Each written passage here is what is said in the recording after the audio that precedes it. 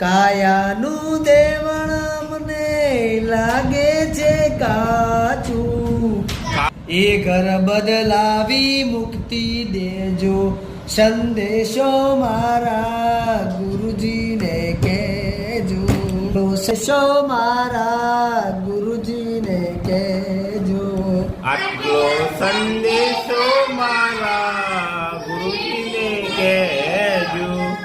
કાયા પડશે ને હંસો ક્યાં જઈ સમાશે, કાયા પડશે ને હંસો ક્યાં જઈ સમાશે, કાયા પડશે ને હંસો ક્યાં જઈ સમાશે.